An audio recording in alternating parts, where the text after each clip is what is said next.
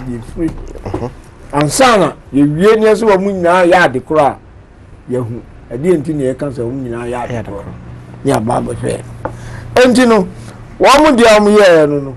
And one would the home buy home say restructure a real economy, no. Amma corporations, multinational corporations, one man make it profit. You know, economy. Now, the Roman committee abuy what we are seeing now to the needs of the corporations. Okay. And the almost one Muhiano, Monfama, one make you sicker, the uncle. And now the almost can say, trilateral nations, you know, one rebel at the center of management. Okay. And the idea we are seeing now, Bemuno, one management, finance, any technology, one never so. And also need the heartbeat of economics. Yes. That's how many crowd they didn't share with me now, bro. Say, oh, Jitum. Now, when they be young, Koya, and then I want to shake up. Nibi can be. Always I will say, you remember, third world and so. You remember near Bible in comparative or elite. You don't make kind. Let us say, you never say media. Yeah, let us say no. Case die. Another trilateral document, page 340. Another trilateral. So how many bases? Page 342, third paragraph. Further argues that a strategy of accommodation with a few third world regional powers can effectively diffuse the stringent demands of the current North-South negotiations. Saudi Arabia, Iran, Brazil, Venezuela, Mexico, Nigeria, India, and Indonesia are cited as the cream of the third world countries rich in natural resources and ruled by middle-class native elites who have for the most part broken all ties to the impoverished masses in the countryside. Further point out that though many of these native elites have suffered personal humiliation at the hand of Western colonialism, their immediate economic aspirations are quite compatible with the existing international economic system. Thus, to stabilize the international order, the United States must apply balm to the personal source induced by past colonial humiliations and allow the native elites of these regional powers a very small measure of vicarious participation in the structures of power and slightly increased shares of the world's economic growth. Oh, and she said, I not be beside my I don't know, 22 by the year. Okay. By the period 1985 to 90, predicts one observer, countries like Mexico, Brazil, India, Iran, and Saudi Arabia will probably have joined the Advanced Nation Club for a number of functions of that club. Other so-called new influentials include Nigeria, Venezuela, and Indonesia. Rhetorically, commissioners claim that trilateral states do not set out to remake the world in their own image. Nonetheless, they pose this revealing long-run view of what is desirable in the international order. Yeah, I don't know by September 1999. Ena equal by your friends say G20 and Africa. G20 countries a money a one.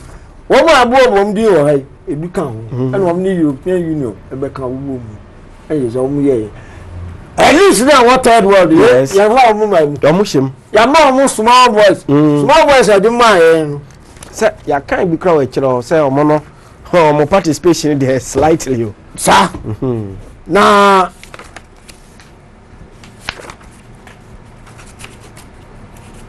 you can't almost see me, and now. Just the headline. Okay. Let us encourage. Maybe Baba can't. Maybe to us. I don't know. G20 takes charge of world economy. Countries know we are India, Brazil, these are third world countries. Omo ho omo nsa ho ho. Omo panfo na edidi. Na e ba betiti. Ebi trala for there. And also kra no mo share omo natural resources omo wo. No mo dey atwe omo hyem. Ndi omo ka third world a ma mo anka ye no the time nti. One resources, one more way. You qualify third world. You qualify. You are qualifying your member state. Yes, sir. Social adjustment, one can say, IMF, New World Bank, and ever. One more and they are Ghana starting coin, and you have call IMF, Monco IMF, and common for what is I na IMF no cry or your wine. July 1944. America 1939 1 year or more being said. In the event of a world war, and so we hear the dominant power after the war. Okay. One more control. That's 1939. And one started say almost committees. A converse. Ntokobiyesi yetumi de ehun kwajimu a ewia so na say na dominant power enti omo hihye na economic committee no nhihye bi say post world war ewia no esi enya two institutions baako any the German say countries' currencies, they be determined as against the dollar. And about consumer human say investment. What's it? Yes, Shaman. Obi so about be arrested dollar no. And them is rent. Oh, there. I mean, come on, you want to make. And Obi say see dollar no arrest you. And you know, and I'm saying, you know, leaders of 3 countries, Roosevelt, Churchill, Stalin. Omusia tokwane koso no be omusia say na be chiche wiase nafa in terms of economic development in Nema say na be nafa omuko Dombatin Oaks omuko Yalta omuko there's another place omusia na Yalta and omuko chiche wiase no isi fo mefa we yenso ebe kam we yenso ebe say na 1944 and as 730 representatives are from 44 countries. In Shashaya Economic Committee, no, our America, no, as she shared the buy, and woman in our Kushia, Hotel, your friend Washington Hotel. Okay. A what Brinton Woods, New Hampshire, any a call IMF, any World Bank. Jordan through my share. A honor or Mfuma. It's a from Britain Woods institutions. Okay. The woman buy any ever can say. Say, Mamba. A Juma, your dear Shamon, son, say, move expand American capitalism and also Western capitalism. No, Ama Ako, we are seeing now, troubled world. We are seeing or how there's one I'm betting you maintaining Western capitalism and the Moduma and no. Okay. The Columbia and before so, bet me and your side, Moncos. And the way normal to say 2 institutions, you know, at the back of my Europe. Okay. American Swatik. And the IMF managing director BR of Europe. And a World Bank president to be of America. For much. Yeah, say one more ready again. And to say, no, Europe, I'm home, one so Tabia, almost one year, you know, then in America, you bend the BBC. Meeting Nasi, and one will call them crew say American dollar and a better currency for international transactions. And Nuntina won't me. The buy I to say a dead deal movie to sure and a $11 a $11 may have back on Boston. Yet Ghana ha. Who took quiet free ha? Other countries are. We see the same for more brabia on Tissa into dollars. Also, feeling my move body was $7 no the beba. Ade de nka odu your port wa ye manense san CDC and dollar ni into your cities. Ni economy ni de ni ajatum. Yet ye mama ya ye nim say okoto Ukoto dan kra yes in dollars. Ukoto ura shop ura ko peshu kra ta ya body in dollars. Na yes di dey ato atwere. Afana na actually see no. Me chiro. Enti American dollar every year. Edu ba mi na American dollar no. Gold says you are back by gold. Ebi ni echi.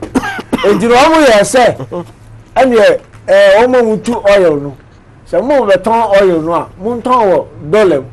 Se ni ebenya ebi siebi e dey attach you so buy dollar. Ehona Gaddafi konya ni bu. Okay. Obe kan say on dey obe ton wo ni dinamu. On ton wo dollar bia. Ena ni yonku bibi ni Obama. On fa ne ho adwen a. Omo dan ni saman. Ah ene Gaddafi. Ayo saman. Ayo saman. Hani free. Enti won ye na omo di we mu nyina ba ye no. American dollar aba. Na de na o mu ni say Marshall Plan. Omo ye say entokonasi. America for twesika bi mu nyina magibu na mo research am economy. Enu nti Japan, any West Germany. Anche ena Dutch mark. Ena yen. Any dollar ebembo. Yes. Eti na say reform. Ya. Ene wo mu ene chese the buy nti IMF starting na djuma no say ne wote Ghana ha na bi how na so yen kwa IMF dia ono adwuma a yeso ma me ye wo wiase enye bi ne ye wo so ho kire wo ko no dabi obeba na omo starting ye no a omo ye omo adwuma kro bia wo do ho kan wo mo no ho kire IMF starting omo adwuma no we don't go down from yes ahotre ni eja document bi o ha we yakwa me mo fa wo dem yes sir family no ha dia ma me okay foreign aid the new imperialism okay yanko third page document you know another article no if we magazine be a friend of dollars and cents okay dini okay aha na wo ba be kan ya mama ki na wo be kan mama okay dollars and cents okay 31 page 31 and many third world government officials view US foreign aid and closely aligned financial organizations such as the IMF and the World Bank as regenerated arms of colonialism and intervention. Right. One Turkish government official was quoted as calling the IMF the instrument of financial imperialism. And one IMF official admitted that many nations nearly have to surrender their sovereignty to the politics of credit worthiness, which dictates the actual conduct of policy more than any ideological theory. Okay, baby, we are because free as the IMF moves in to settle a troubled economy, some of its recommendations allegedly move out of the financial realm. According to a Senate Foreign Relations Committee report, some of the measures deemed necessary by the IMF to get a nation's economy back on track may be so stringent as to cause a lower standard of living for the people of the country, including political erosions. Okay. Clear me, Papa, but I think that is it. Okay. In Peru, the reform package worked out by the IMF was forced upon the country. Cuts in budget and food subsidies resulted in mass demonstrations that ended in brutal retaliation, martial law, and the suspension of constitutional rights. IMF policies in Egypt caused the Sadat regime to reduce food subsidies in order to balance the budget. This action sparked a riot in which 49 persons perished. The Egyptian government promptly resigned this order and was given a break by the IMF, which was warned not to press Egypt too hard, lest further cuts cause the regime to collapse. A recent last paragraph. A recent State Department memo urging increased assistance to black African nations indicated the prospectus for the 1980s may possibly make Africa the last major world market for US technology and possibly world economic imperialism. Africa is projected to fall further behind the rest of the developing world during the next 10 years. Political turmoil and chronic economic deficiencies, mutually reinforcing, are likely to continue unabated. And over the structural adjustment in the buy. Say, ya di ba. Ya who say, African Americans. Now, some of Africa, no, the Jamaica. Okay. Emma, Bomo, Prime Minister Michael Manley. Okay. Yeah, dear Ghana, you did buy starting in 1983, no? The Jamaica, over in 1977. Yeah, okay. No, yeah. Our trust. Brother, tourism, you did not too much. I did not beg you. More dear, that and even fasten. So, cool. Yeah, the call. You can see chapter 2, first paragraph. Renovation, make a headline and I mean statistics. Headline, no? Okay. Renovation of the international economic order, trilateralism, the IMF, and Jamaica. And Jamaica, no? What's a year in Ghana? Because I dear, you didn't know, and one, you didn't bring some come in. In recent years, the International Monetary Fund, that is IMF, has become an important vehicle for the implementation of trilateralist economic and political policies in third world countries. The fundamental work of the highly powerful US-dominated IMF in supporting and strengthening policies of economic expansionism and so-called free trade for the industrialized West has fitted well with the basic policies of world economic management promoted by the trilateralists. Recent events in Jamaica will serve as a case study.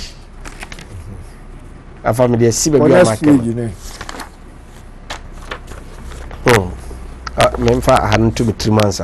Now, my assembly or say recent events in Jamaica will serve as a case study. Okay.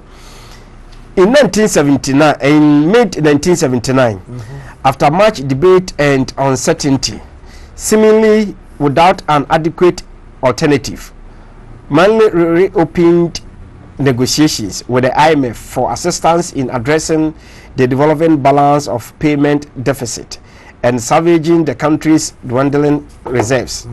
The government announced its own austerity program and emergency production plan looking to these negotiations. In July, the fund granted that is into bracket US a $74 million standby loan to be paid in 4 installments, and the US government resumed aid to Jamaica, which had been suspended under Nixon in 1975. As conditions for the standby arrangement, the IMF demanded 40% devaluation of the Jamaica dollar. The IMF demanded 40% devaluation of the Jamaican dollar, a wage freeze, cutbacks of subsidies on basic commodities, and cutbacks in government spending on social programs. The devaluation would have meant additional profit for the aluminium companies since they bought bauxite from their Jamaican subsidiaries in US dollars. Wow.